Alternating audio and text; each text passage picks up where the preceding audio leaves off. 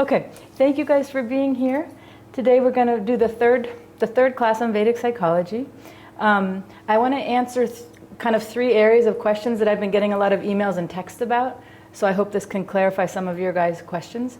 The first one is, if you have questions in the class, they should be relevant to you making personal changes. So this is different than probably most classes that you take. You know, it's not like, oh, what's that? It's not understanding a concept just because it's interesting.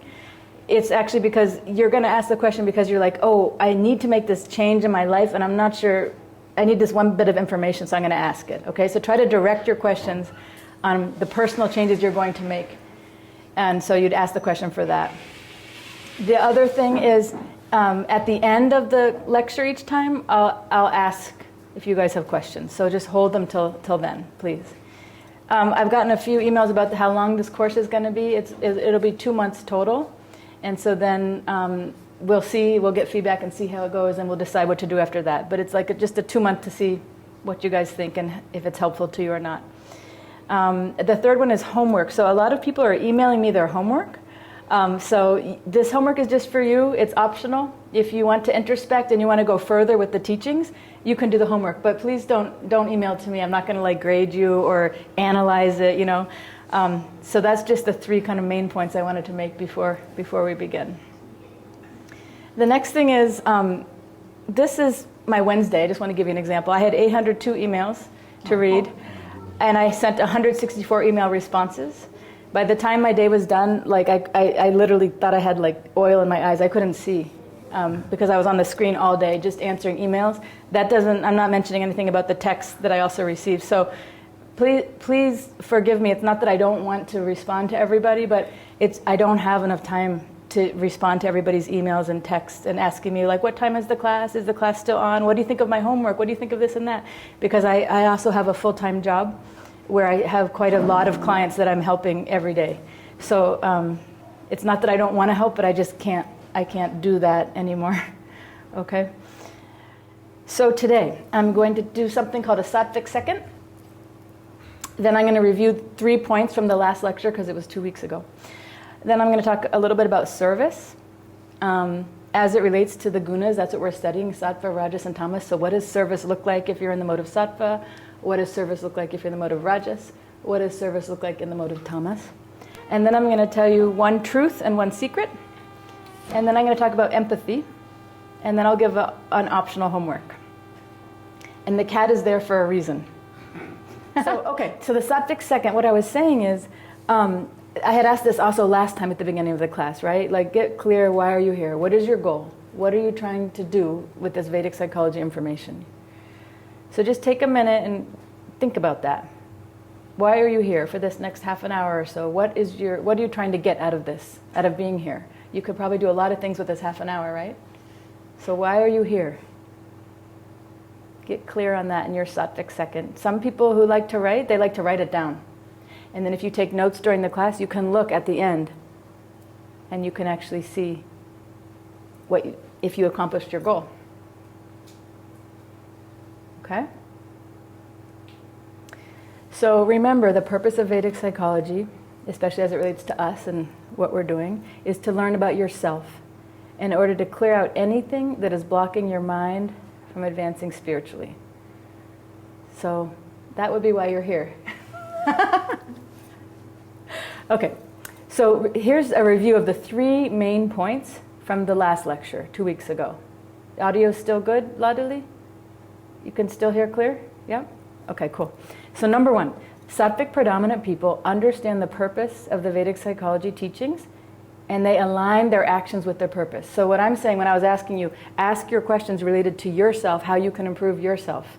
You know, so that's how you would align if you want to be in the mode of sattva. I know why I'm here and my questions are going to relate. You know, that's one example of how you are aligning your actions with the purpose of Vedic psychology. The second one is, the point from last lecture was, in Rajas and Tamas, we can't see things clearly. And it's hard because in those modes we think we can. We think we're seeing clearly. And oftentimes we're proud of that. So in these lower modes of nature, we're consumed mostly by just filling our mind and our body's needs, right? It's all driven by our ahankara and our mind and our body's needs. And the third point was with Rajas and Tamas that I made was that they're not all bad. Actually, they're essential. We need Rajas for action. You see the cat chasing the mouse? That could not happen if the cat was in Tamas or Sattva. So to chase the mouse, to chase anything you want in your life, to go for something, to do seva, you need Rajas. That's the propeller.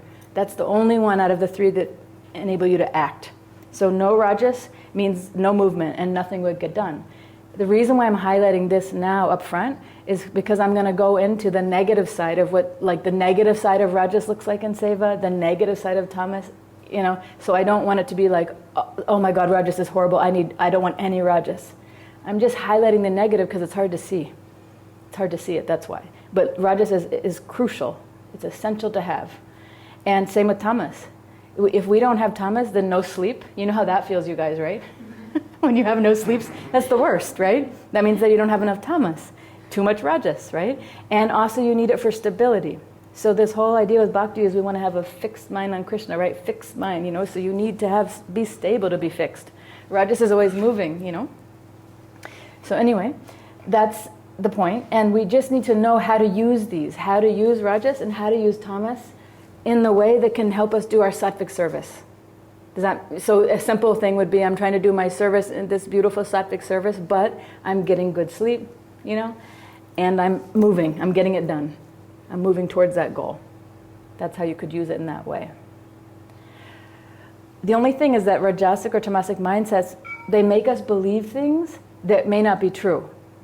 One thing is like, oh, I've changed so much, I've changed a lot, Maybe you have, that's good, but maybe not as much as you think.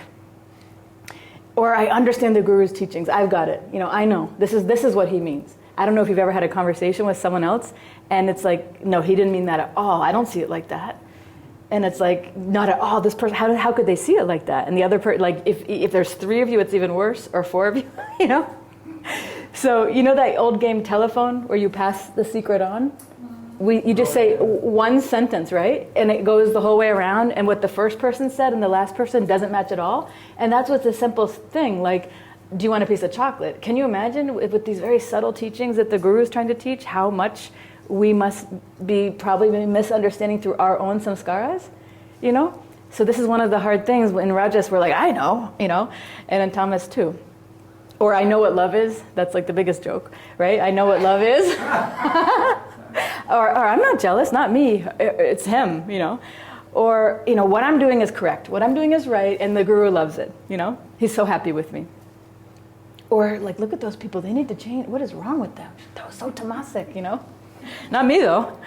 Or they don't get it, And then the final one I highlighted is a real tamasic ahankara. They think that the Guru should change. Forget about everybody else around. You need to change. You need to change. You have this problem, and here's what it is, and here's how you need to change. And that happens. So anyway, these are some examples, of how Rajas and Tamas can make us believe things which may not necessarily be true. So the punchline, you see that nice sattvic lake? So peaceful. The punchline is that we'll misinterpret the Guru's teachings if our mind is not in a state of this sattvic clarity. So that's why we're doing this. That's why we're now on the 3rd lecture, looking at another angle of Sattva, Rajas, and Tamas. So the Guru's teachings are not just an intellectual exercise. They require us to understand his heart and then serve from our heart. So this is a quote from Babaji. He said, to truly understand my teachings, it requires a thorough purification of the personality. This is a complete change of heart, not just filling the head with information or saying sweet, superficial words of love. I want everyone to take the Vedic psychology teaching seriously and make much needed changes. Only a fool would waste this precious opportunity. So Babaji's not mincing his words, right? He's serious. And so that's what he wants. But to understand the Guru's heart, first we have to understand our own. And to some people that may feel selfish. I'm here to serve. Why should I be looking at myself or spending time on my feelings or my thoughts or my needs? But you can't get around that. You have to understand your own heart and clear that out in order to see his and understand his. And so here's just an example of a woman, like, see how close she is to the mirror, but do you see how she's not looking at herself? Even though her face is like right here, she's still looking at someone else. And then also love and hate. Pretty much that's what our mind is running on all the time, you know, so we have to be able to see that in ourselves. So what is our heart like when we serve? Sattvic, Rajasic, and Tamasic service, or seva. Can you see the cat? Yes. Can you see the mouse? Do you think that that cat is in the mode of sattva? No. Knowing the nature of a cat? Sattva would be peaceful, loving. You think he wants to pick up the baby mouse and like give it a little hug? No, right? He wants to chase it and eat it. He wants to use the Rajasic energy to hunt and chase, and then he wants to like devour it, right? So sattva, just as a reminder, sattva is in the mode of goodness. When you're around somebody who's sattvic, it feels like that person's very pure or simple, very peaceful. That person is clear. They're very clear in their thinking. They're light. You feel light after talking with them, right? And they're inclusive. They're not exclusive. It's not just me and you. You know, it's the whole, they're thinking of the whole community. They're thinking of everybody.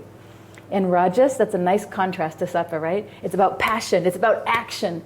It's bright. It's loud. It's proud. Very competitive, very controlling. And then overreacting to a lot of things, right? That's Rajas. And then we have Tamas. That's more like dark, you know, inertia, very critical of everything, very lethargic, destructive. Tamasic energy is destructive, confused, slow, stubborn, like my way or the highway, and selfish. Okay? That's just a quick little review. So now let's look at service. Is it selfish service we're doing or selfless service? Now look at the cat. Okay, so here's a cycle that one way it could go if you're in the mode of Rajas or Tamas and doing seva. You see an opportunity to serve, right? But before that, you see the star, the gold star. I am the surrendered, most humble servant. I'm doing my japa. I'm so surrendered. I'm the most humble. Then I see an opportunity to serve. Then I serve. I enjoy the appreciation. I enjoy the praise. It feels so good to have this sense of power and this sense of control.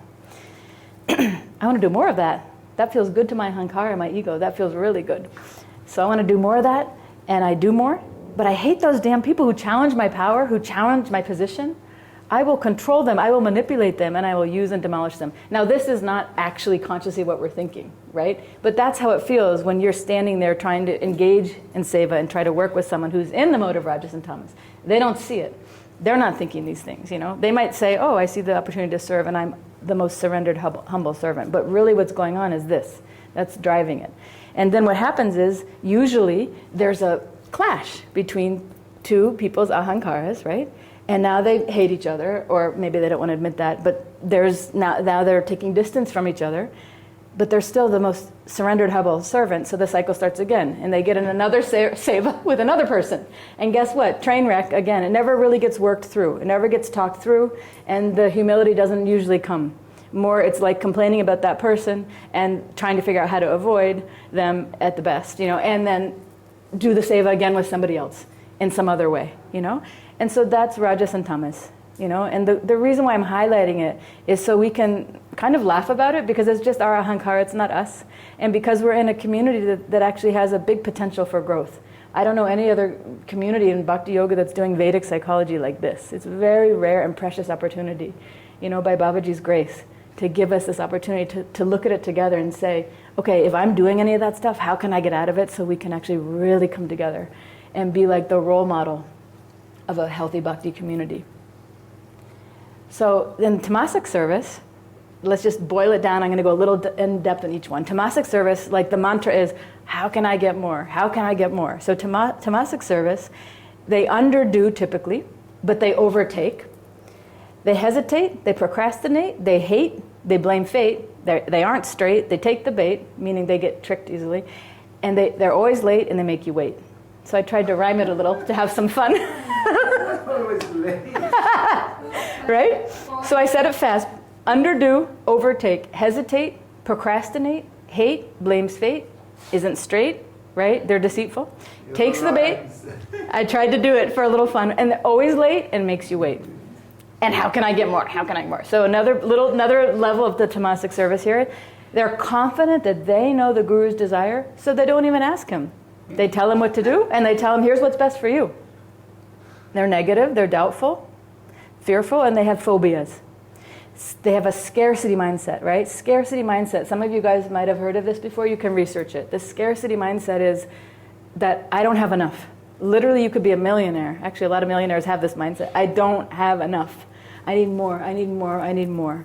So that's what it feels like also. They're sometimes called energy vampires, right? Where you feel like I've given so much to this person and they still want more. It's like insatiable. They boast about their listening abilities. They say that, oh, I'm such a good listener, when really they're not, or they're so intuitive, you know? And sometimes I'll say, let's check that intuition. Did you check with the person that really is actually what they were thinking? No, but I just know it. Okay. You feel a sense of heaviness after interacting with them because they're heavy. They're dull, they're dark, you know? They use others to do their work, yet they believe they've worked the hardest out of anyone, and they've given their life to the guru. They'll even say it.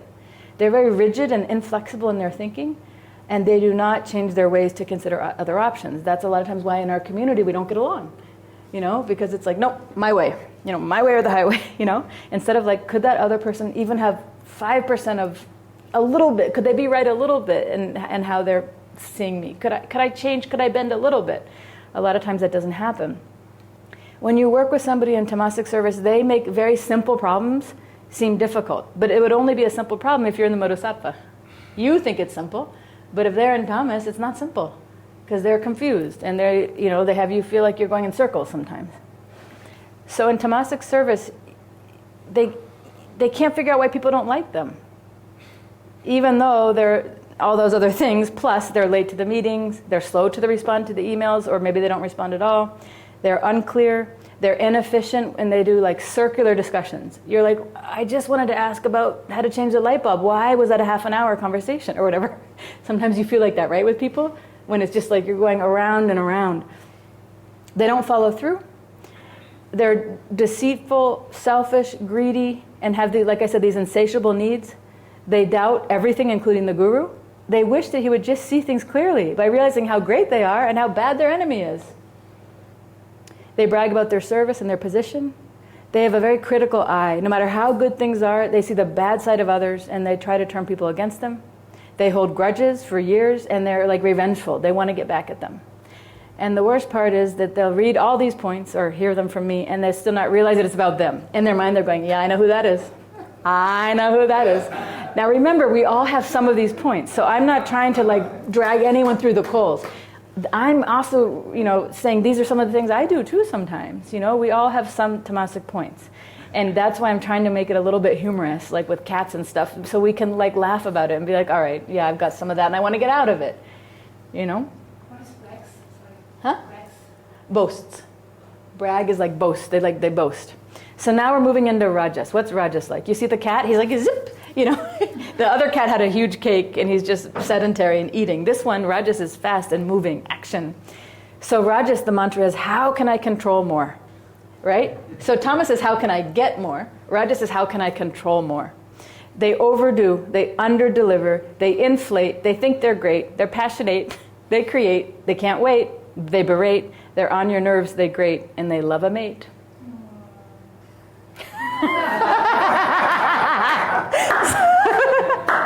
So I'll say it again. They overdo, they underdeliver. They inflate, puff up, they inflate, they think they're great. They're passionate, they like to create, right? The rajas is always creative. They can't wait, impatient, They berate, right? They're berate like they kind of come down hard on you, yeah. They berate you, bad. They're on your nerves and they grate, they don't let it go. They keep pounding on you. And they love a mate. Rajas is passion, so they love a mate. So look at this, rajasic service. You see the cat? This is rajasic service. The cat's supposed to be the servant.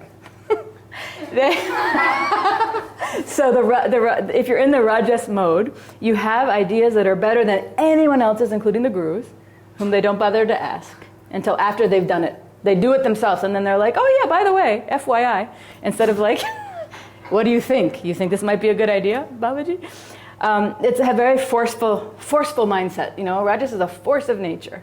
And so they have a very forceful mindset and very intense. You know, when you're around them, you feel like maybe like you've been burned by a fire or a big hurricane came through. Whereas with the Tamas energy, you feel heavy after, right? Rajas is like, whoa, it's a whirlwind. They overpromise oftentimes. Yeah, I'll do that. I've got that. Yeah. And then they underdeliver. Maybe they forgot or they just committed to too much, you know? You feel like a sense of ungroundedness after you've interacted with them. Like, whoa, what just happened? What? Hold on. They're high in something called cognitive empathy, which I'm going to get into later, and they're low in something called affective empathy. They tend to be controlling, rigid, bossy, kind of their way, the highway, which is also similar. Some of these overlap, Rajas and Tamas, you know. And they're driven by their need to feel smart and in control. And the recipient of this service begins to wonder, are they serving me or am I serving them? I mean, this cat is like being fed by a silver spoon, bite by bite, probably of a stir-fried chicken or something. Okay. Now this is another, see the Rajas thinks they're cool. You know, the cat has the sunglasses on. They compete, they're cunning, they're clever, they're relentless at defeating everyone in their circle so they can be number one. They don't follow through on their word. They do something called future faking. Not everybody does it, but you can look up this term. Future faking is like saying you'll do it, but you actually don't do it, which is different than saying you'll do it. In other words, this is like a conscious thing. They know they're not going to do it, but they say they do it to manipulate. Versus just flat out Rajas is you say you're going to do it because you're like vata deranged, and you're like, yeah, you get all excited, and maybe you forget. But future faking is a little bit more malicious. It's a conscious thing you do to kind of control. You can look it up. They make decisions based on their needs and not on yours, and they try to convince you why it is right. They're exclusive. They do not involve others in the service. If they do engage others, they take their credit for their work. We've all been there, right? Maybe not in the circles of bhakti, but where somebody says, yeah, you can help, and then they don't give any credit to you, you know? Like, so that happens a lot, just even in the corporate world. You know, I've had that happen a lot to me. They're jealous of everyone, but they don't realize it. They play mind games. They're overly confident and proud. They don't care if people don't like them. It's their problem. They fool many people into thinking they're humble and surrendered. And they'll read these points and still not realize it's about them. So this is what I'm saying is Rajas and Tamas have, they can't see clearly for a lot of reasons. But Sattva is the only one who can see clearly. So here's the sattvic seva.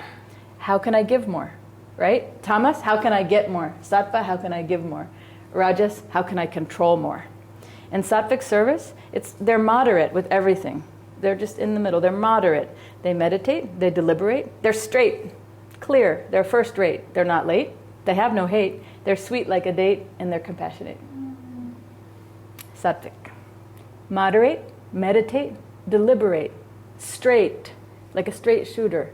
Not hurtful with the straightness, but honest, but clear and precise. They're not late. Usually they're early. They don't have hate. They're sweet like a date. After you talk with them, you feel like, oh, you feel uplifted, you know? Not like, woo, not hyper, but uplifted. And they're compassionate.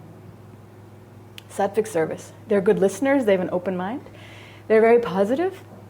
They have the opposite of what's called a scarcity mindset, right? So they have what's called an abundance mindset. They feel full. They feel that they have everything that they need, and how can they share? Whereas scarcity is like, I don't have enough, I need more. So when you're around them, they're generous, they're giving, because they have so much, all they can do is give. They're high in what's called compassionate empathy, which I'll get into.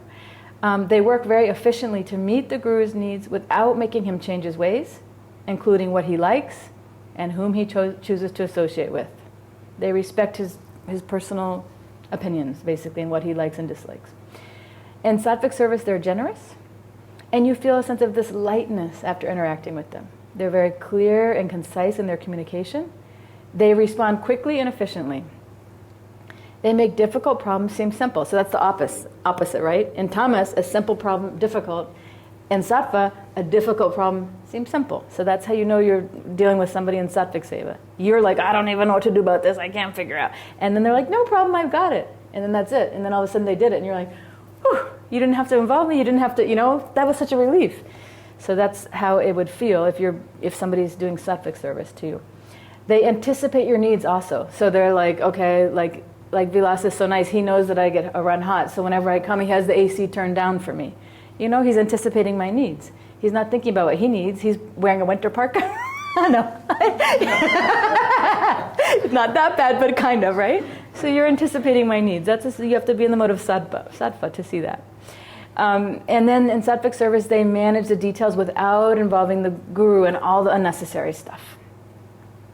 Also in sattvic service, they make decisions clearly and quietly. It's not a drama. It's not involving too many people. It's not confusing. It's just clear and quiet.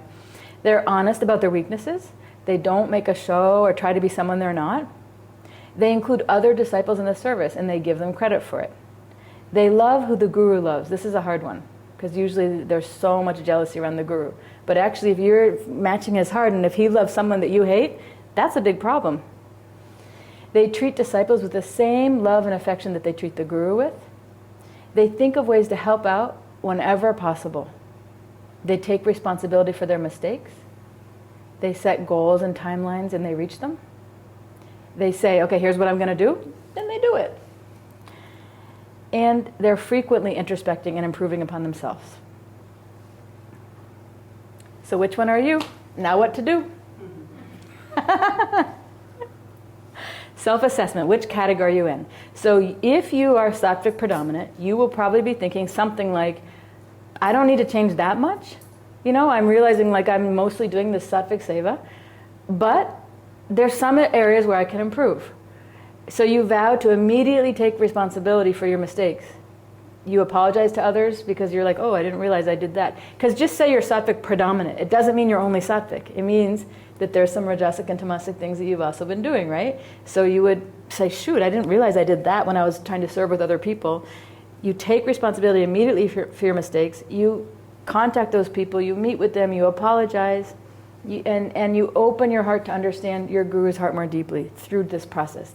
That's why you would be doing it, right? You want to remove any blockage.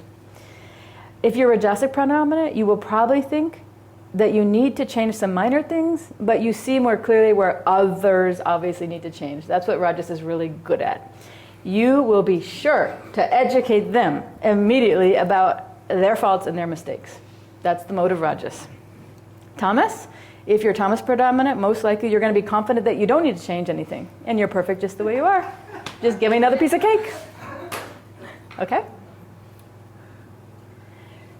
I'm going to share with you a truth and a secret. The truth is that there are very rare few people who are predominantly sattvic.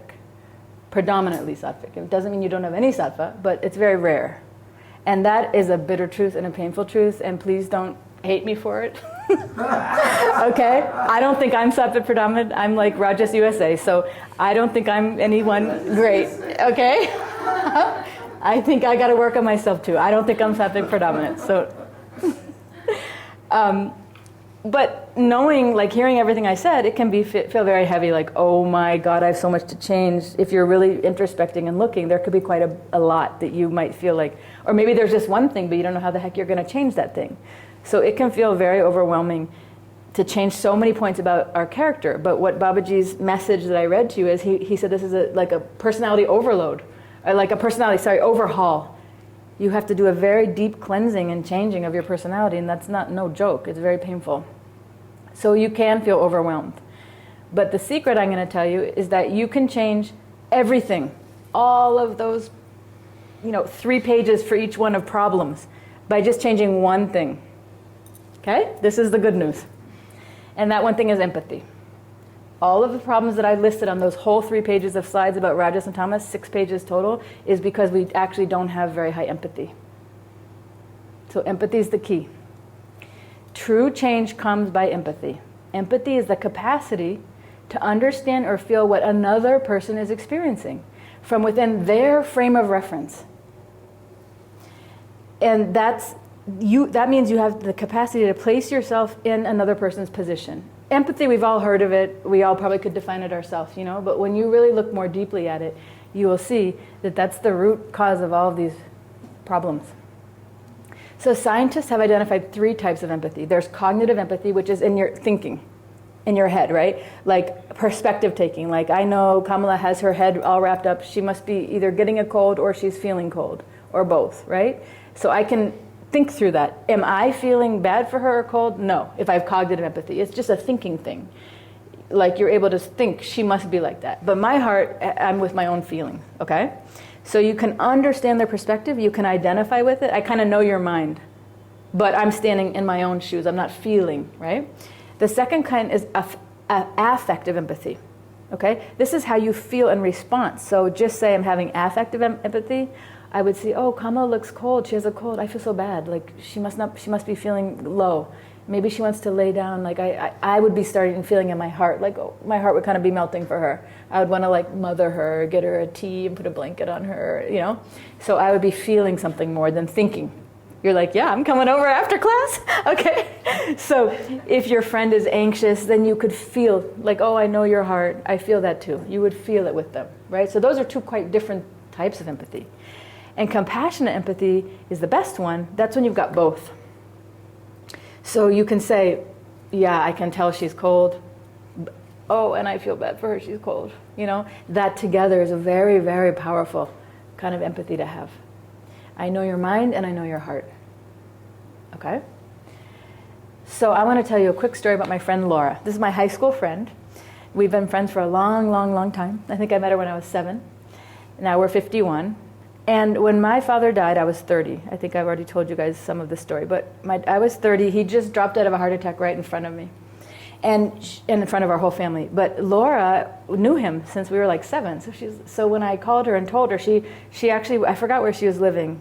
I think maybe in England. And we were from New Hampshire, you know, the US. But she was home, like visiting in between her traveling life, whatever she was doing. And she came right over, you know. And I was so sad when my dad died. I'd never heard of bhakti yoga or anything about spiritual, really. So I didn't know anything like we're not this body or anything like that, you know. So I was heavily grieving. And I had a whole stack of all these pictures of my father and all these letters he had written me over the years. And my friend Laura sat there with me and cried. She sat there and she cried with me. I would read her the letters and she's like, oh my God. Like, I'm like, oh, are you more sad than me? Like, I mean, I was really sad, but I really felt like we were one heart. So that's affective empathy, right? But then after the aftermath, a few weeks, then I actually had to end up quitting my job in Boston, and I had to assume the position of CEO of his software company because he died and there was no successor. So now I'm a 30-year-old CEO of a software company, which, as you guys know, I don't know anything about technology or software, but I had to do it because I had an MBA and I knew the business side of how to make a business successful. So I had to run that company. And Laura, thank you God, was still in town because she wasn't even living in the US, but she was still in town. So I called her, I'm like, Laura, I cannot run this company. I'm 30 years old, first of all, and everybody's older than me, and they remember me when I was a young girl, so they're treating me like a little girl. They're like, whatever. We used to play Chinese checkers together. They were so disrespectful. They were drinking beer in front of me on the job. It was like so hard. I'm like, can you come help me? I just need somebody to tell me I'm not going crazy. Please, any position you want. And she's like, no, I forgot. I think she was going to Egypt next, and she had a boyfriend. But I'm like, please, please. And so actually, she understood. She actually was able to put herself in my shoes, and she said, I can't imagine. Your dad just died. You had to move to a different state, very far away from where you were living, to run his company. You feel overwhelmed. You're living with your mother at age 30, who's now already on Match.com dating. I mean, it was really hard. And so she had this cognitive empathy as well. Like, she put herself in my shoes, and she came and she worked for 2 years for me. She put her whole life on hold, and she worked. So she had those two together. She had the compassion and empathy, you can see. She was like crying with me. She put herself in my shoes. And then my dad's, the anniversary of his death was a couple of days ago on August 3rd.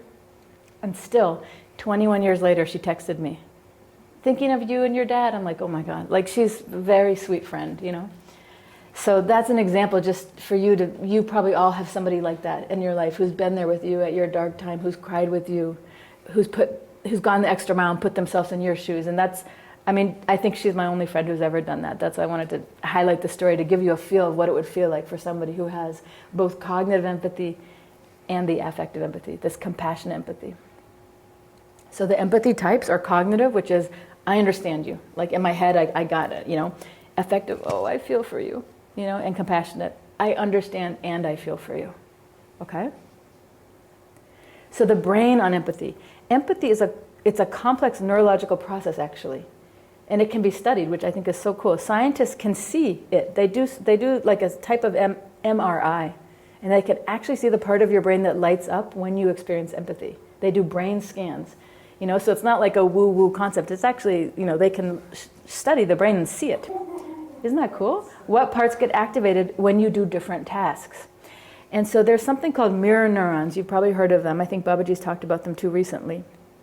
I think he was calling them like ape neurons yesterday, or monkey neurons, right? So what happens is when they can see empathy happening in your brain, your neurons are lighting up at the same as the other person who's actually experiencing it.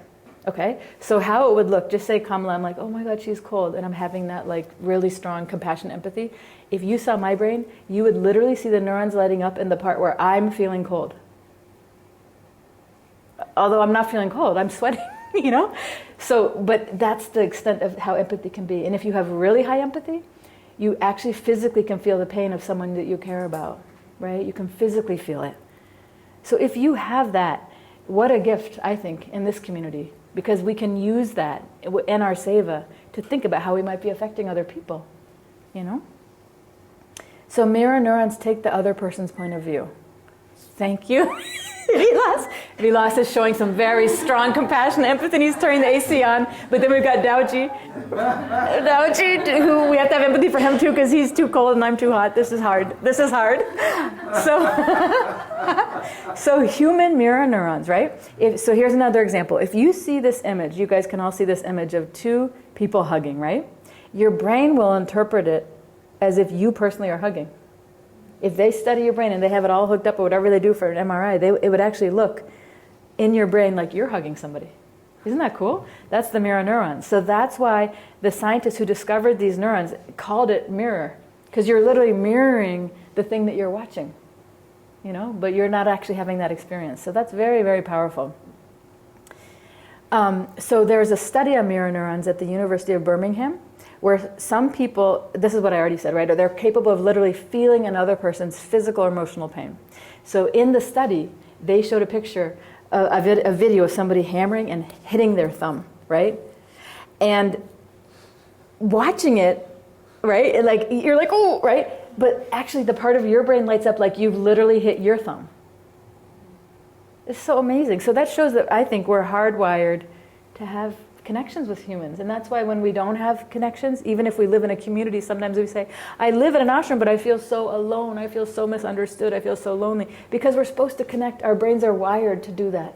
So that's why this is so important. And I'm like really slowing down and highlighting this empathy. Because if we can figure this out, we can go beyond this rajas and tamas quite easily.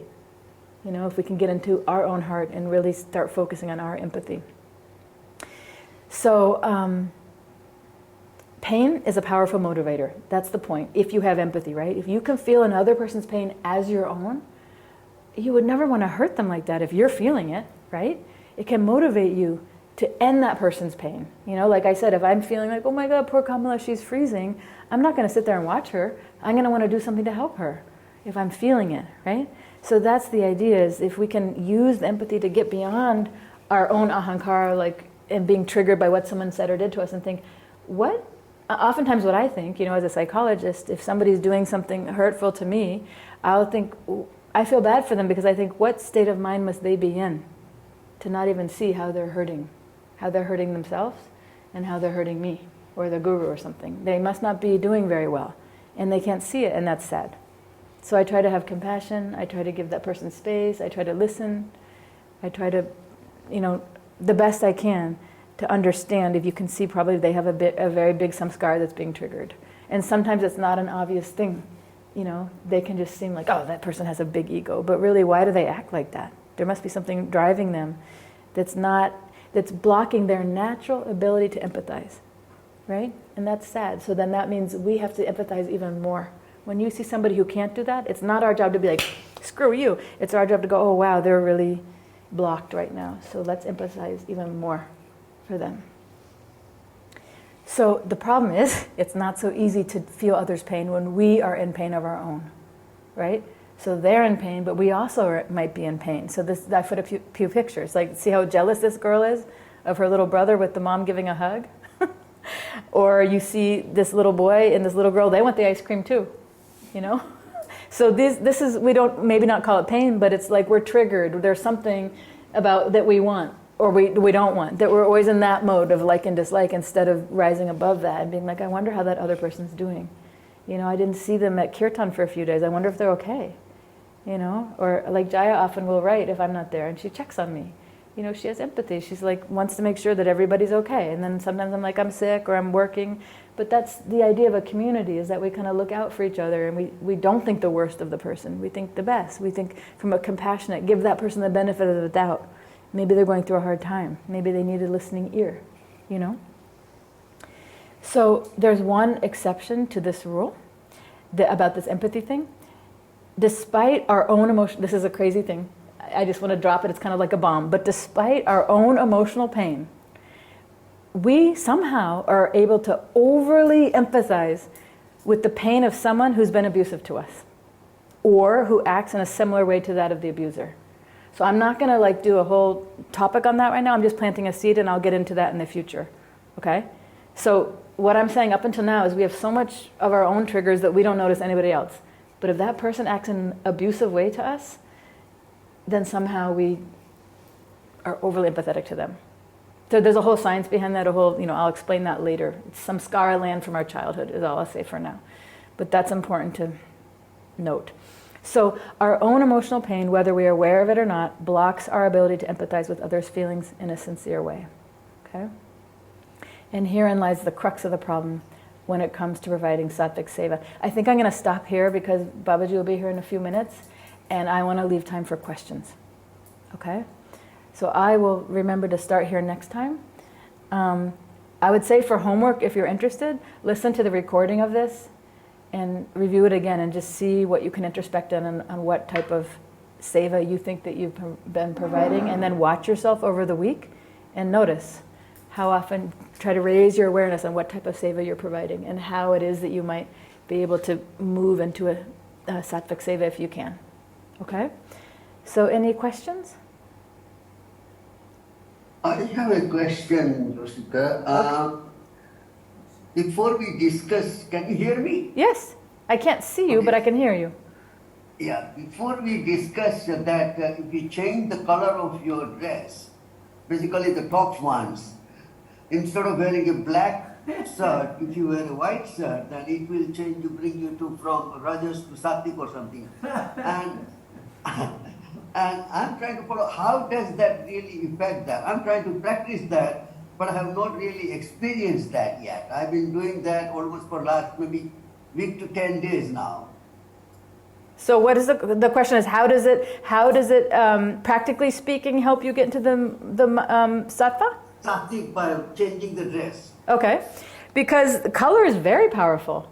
Color is very powerful. So you might not have the awareness to notice it, but like if you are wearing white, especially the top half right by your eyes, you guys, if you're wearing white, it's going to affect your mind. It's just that it might not be affecting it at your level of awareness to notice it, and you may need to do more than just that.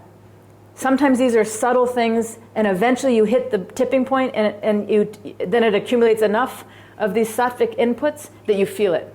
But the way it affects you is white and pastel is sattvic. So it will lift the mind a little more into sattva, but it's not the only thing. You probably need to do more inputs to really feel something, Okay, thank you. Other thing is this, I'm seeing this empathy is primarily the awareness. When you become more and more aware of yourself, then you slowly develop the empathy. Actually, that's a good point, yes. When it's not yourself per se, it's your inner child. Some of you know about this concept, some of you don't. You can research it. I will end up talking about it in some lectures, but maybe not in this lecture series of just this 2 months. But when you become more and more aware of your inner child, which are your child, like your feelings, basically.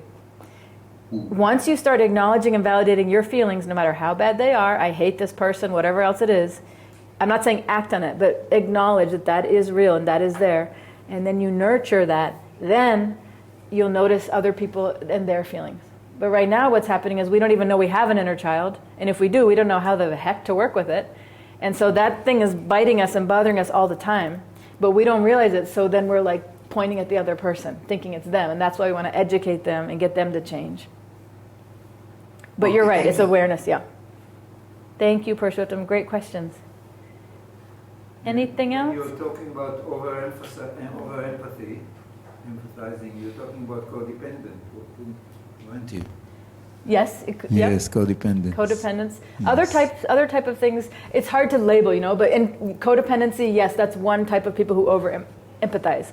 Other types do too. So it's not So the codependent, what kind of gunas are they in? That's a good study for you. Okay. Analyze that this week. Rajas. Analyze yourself this week and see. 1, are you codependent? And 2, what are you in? Rajas or Tamas or Sattva? Good question. Good introspective question. Any other questions? Yes, Joshika, this is Badra. Haribol Bhadra. Haribol.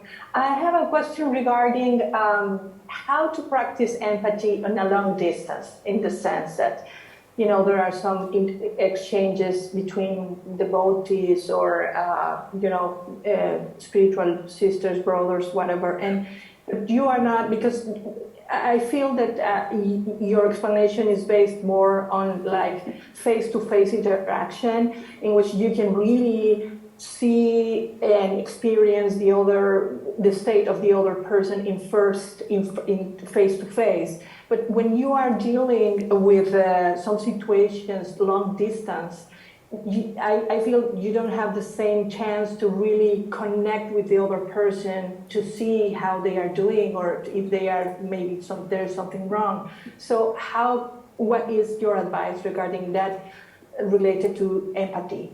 Thank you. Good question. Yeah, it's harder, right, when you can't see them, when you're not interacting. What I would say, just try it for a week, especially if you're doing an active seva where you're on email. For every email that you're about to send it to yourself first. And then be like, oh, how would I like to receive that?